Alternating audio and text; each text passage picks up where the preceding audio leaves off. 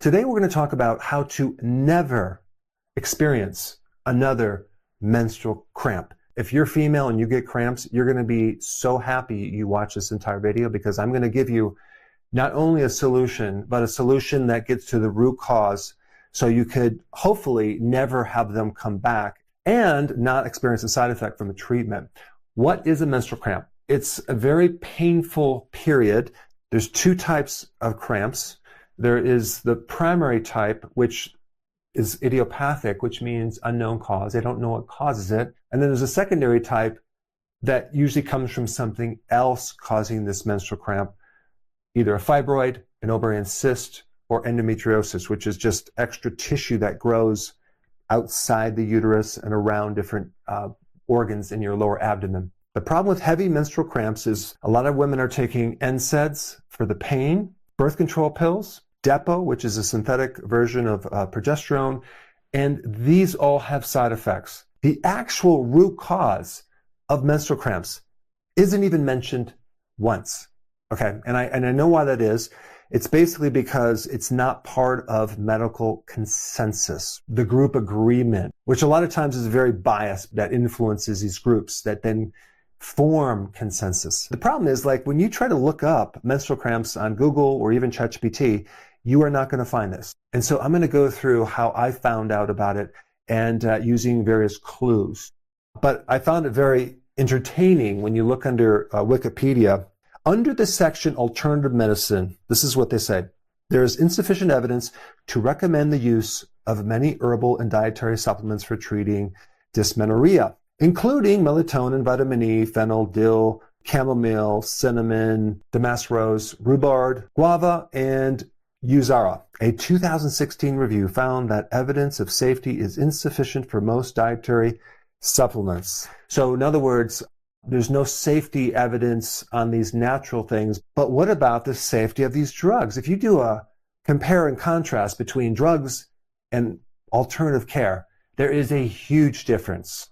I just found it fascinating that they stuck that in there, because obviously they're just trying to discourage you from trying an alternative. There's some evidence for the use of fenugreek, that a 2019 study found that herbal treatments using valerian and a few others may be safe and effective in the treatment of dysmenorrhea. One review found thiamine, that's vitamin B1, and vitamin E to be likely effective. And I want to talk about that for briefly, because yes, there was one study. It was quite large. It was a randomized control study. It included over 500 young girls in India, and they found they got dramatic relief. But at the very end of the study, it said, well, we don't know if this works with other cultures. Maybe it just works with people in India. But I found that fascinating. They did take 100 milligrams of B1 for 1 to 3 months, and they got great results. And there was another study showing that vitamin E helped reduce cramps. We'll talk about the mechanism of that in just a bit. It was found that the effects of fish oil and B12 to be unknown. Reviews have found promising evidence for Chinese herbal medicine for primary dysmenorrhea. And so let's just take you down a few clues to get to this root cause. And basically all the clues were actually in Wikipedia. The first clue that I got from Wikipedia is that painful cramps come from painful chemicals. Okay, they're called prostaglandins. It's what causes these. They don't just happen for no reason. And if you don't know all the things that cause that, then you're just going to basically take an NSAID to reduce the pain. Number 2, vasopressin is something else that is elevated when you have a menstrual cramp. This is something that causes contractions and decrease in blood flow. And it's kind of like this constriction situation. And if you don't understand what causes this, you just end up just taking a medication to numb the pain until the next month. The third clue involves high parathyroid hormone. There's a certain condition called hyperparathyroidism. And some of the symptoms from that are smooth muscle cramps, tetany, which is like a twitching of the muscle, and spasm, which is interesting because the parathyroid hormone makes the tissue very hypersensitive to contractions. And there's a couple different things going on. One is that the parathyroid hormone has a job of mobilizing and recruiting calcium from the bone. It's taking calcium from the bone to put it in the blood because calcium always has to be a certain level, okay? So when it does this, compared to getting the calcium from your diet, we don't have a smooth transition. It's kind of erratic, and it can create these cramps we just mentioned. But the point is, when you have high parathyroid hormone during your menstrual cycle, you could be more likely to get a cramp than if you didn't have this, okay? This is just another clue. I'll come back to this in just a minute. The other thing that's involved in this painful cramp is much higher inflammation because of this one little thing right here. I'm not going to get into the complexity, but you just need to know it's like NF-κB, okay? It's in the uterus, and you have more inflammation. The next clue, black women compared to white women, there's a 33% more likelihood of getting severe cramps, and also a 3 to 9 times increased risk of getting fibroids. So that's just a little clue. We'll come back to that. Here's the last clue. Menstrual cramps are sometimes treated with calcium channel blockers.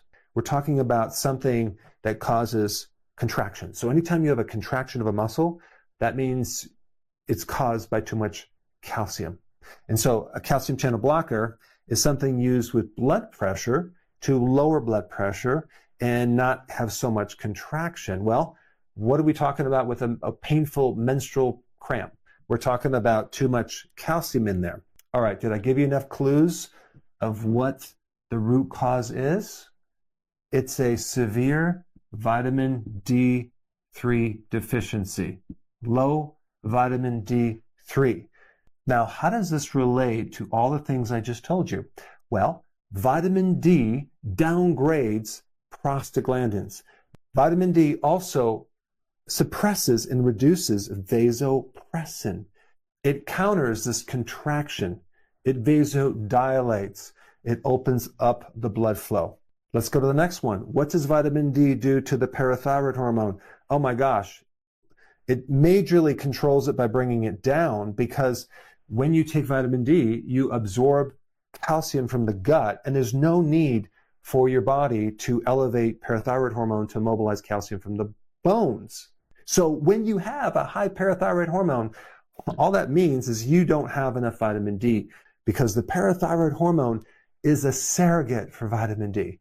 And so when you have enough vitamin D, you don't need this going high, and you have less contraction of the smooth muscle, because now we have a normal calcium level in the blood. And what's really interesting as a side note, some people use the remedy calcium gluconate for their menstrual cramps, because when you're taking calcium, you're automatically going to reduce this high parathyroid hormone, and then that massive spasm, that tetany, that cramp is going to go away, and it's going to give you a lot of relief. But you're going to be much better off going with this, which is at hitting at the root cause.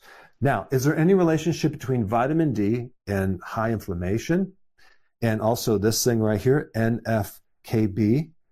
Oh my goodness, yes.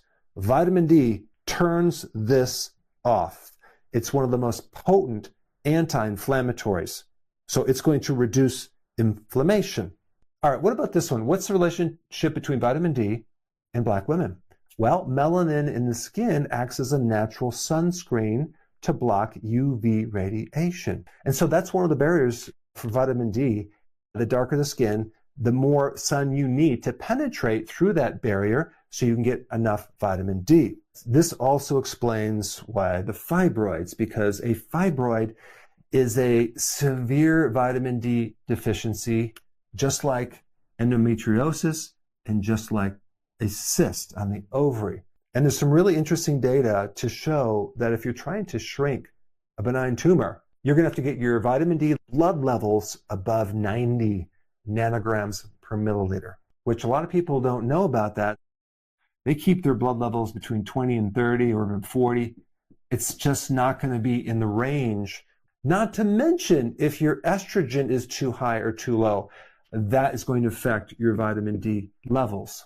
You need enough proper estrogen to be able to activate vitamin D, and also allow the vitamin D to penetrate deep into the cells. So there's definitely this huge connection between vitamin D and estrogen and progesterone.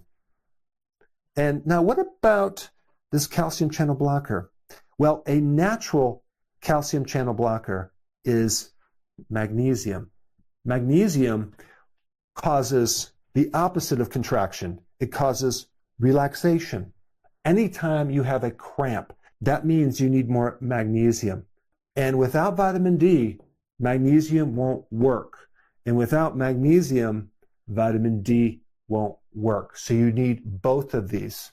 But the point is that magnesium is a natural calcium channel blocker. And also, if we're talking about blood pressure, vitamin D is one of the most potent things to lower blood pressure. So part of the solution I'm going to recommend is vitamin D with magnesium, but not with additional calcium because we already have too much contraction.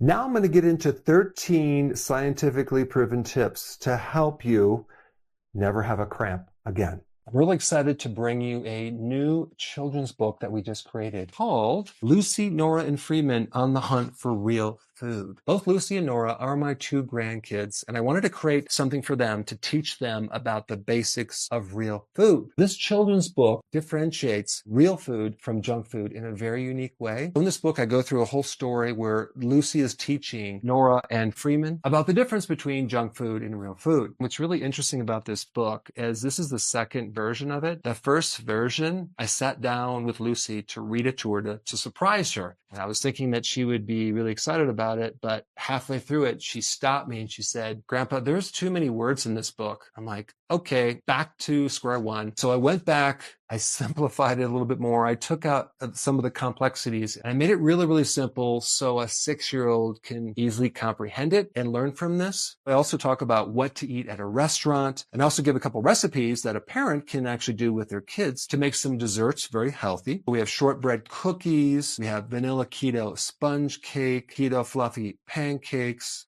and we have yogurt popsicles. So if you have small kids or grandkids, this is a great book to help teach them the basics on what real food is, because that way you don't have to wait until they're a teenager and try to make some changes. It's best if you make the changes early on so they have this knowledge and they themselves can determine what's healthy food versus junk food. All right, let's go through the list right now. Number 1, you want to start taking more vitamin D3. In the research involving taking vitamin D3 and reducing menstrual cramps, which, by the way, there's quite a bit of research. It's not in Wikipedia. It's somewhere else. I'm going to put those links down below because you need to know about it. There's 2 types of vitamin D. One type for your bone and calcium. The other type for all the other tissues, including the immune system, the uterus, the muscles, etc. That system of vitamin D is needed daily. Okay, you should be taking vitamin D daily or getting sun daily. And the amount that you should take as a maintenance daily is roughly between 6,000 to 10,000 IUs every single day. That's like 20 minutes in the sun. And because there's so many barriers for getting vitamin D, not being outside, not having sun exposure, being overweight, maybe your skin is a little bit darker, which you need even more vitamin D. Or maybe you have insulin resistance or you're pre-diabetic or a diabetic, which really restricts your ability to absorb vitamin D. There's many barriers on top of even genetic barriers as well. But the point is that one of the studies used a one-shot 300,000 IUs of vitamin D3 just once a month. The other study used 50,000 IUs every week. And the other interesting thing about the research papers that I was reading, they only brought the vitamin D levels up to like 30 nanograms per milliliter. Now, from my viewpoint, that's still too low. What they should have done is added some cofactors to allow them to work better, like vitamin K2, especially magnesium, and maybe even zinc. I just want to mention that because there's really no studies out there that are doing what I just told you. They're kind of taking either way too much or way too infrequent the amounts of vitamin D that you would need to create a positive change. So this is what I'm going to recommend. Vitamin D3, 20,000 IUs, at least that every day with magnesium.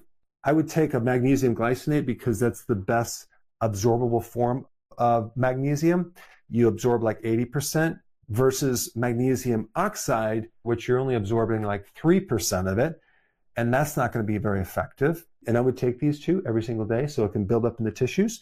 And that way, when you go right into your period, you have the maximum vitamin D in the tissues to prevent those prostaglandins from going up, to keep your vasopressin down, to keep your parathyroid hormone down, and to keep the inflammation down. Now, on top of that, I highly recommend you go on a low-carb diet, a healthy version of the ketogenic diet. Why? So that way we don't have to deal with this other barrier with absorbing vitamin D and magnesium, which is insulin resistance. Okay? If you can improve insulin sensitivity, you will also improve your absorption of vitamin D3. When you have insulin resistance, you have high insulin, and vitamin D is not going to be going in or being absorbed near as well. I mean, just take a look at a diabetic. They're not really absorbing near as much vitamin D as they need. Parallel with this low carb, you want to do intermittent fasting. So you don't want to be eating 6 meals a day, 3 meals with 2 snacks. You want to maybe do 2 meals or even 1 meal, because the less frequent you eat, the faster you're going to improve this insulin sensitivity and thus increase your vitamin D absorption. Number 5, there's some fascinating data on cod liver oil, and RCTs, randomized control studies, work as well as ibuprofen without the side effects for menstrual cramps. And it's been used for a very long time, even in the medical profession, for all sorts of health problems in the early part of the century. Okay, number 6, vitamin E. And you can get vitamin E from eating leafy greens, salads, and certain nuts and seeds. If you take it as a supplement, I would recommend taking the type of vitamin E called tocotrienols, not the tocopherols, because the tocotrienols just work a lot better. And then number 7, we talked about B1 in that trial. If you consume nutritional yeast on your salad, that will give you not only enough B1 that can help the nerve sensitivity issue and the actual pain, but also it can give you B6 and the other B vitamins that can actually contribute to improvement in that area. The best source of replacing the iron is red meat, not from a pill. The other thing, number 9, is zinc. Zinc is also necessary to help you absorb vitamin D3, as well as reduce pain from menstrual cycle issues. And you can get the zinc from the red meat. It's a really good source of zinc and iron and some of the B vitamins. Number 10 is regular exercise has been shown to reduce this risk of menstrual cramps. And then number 11 is fenugreek. There is a randomized controlled trial that I saw that compared fenugreek, a natural thing, to NSAIDs, but without the side effects. So that's another remedy you can look at. Number 12, just using a heating pad. I would use one of those bladders with water and heat it up and hold it over your lower pelvis, right where the uterus is, because this therapy also was comparable to NSAIDs without the side effect. I mean, that's an awesome therapy. And 13, ginger was also comparable to NSAIDs on a randomized control study. Now that you understand a lot more about this root cause of crampy, painful periods and how to deal with it, the next most important video for you to watch is on the details of vitamin D3 and magnesium. So I put that video up right here. Check it out right now.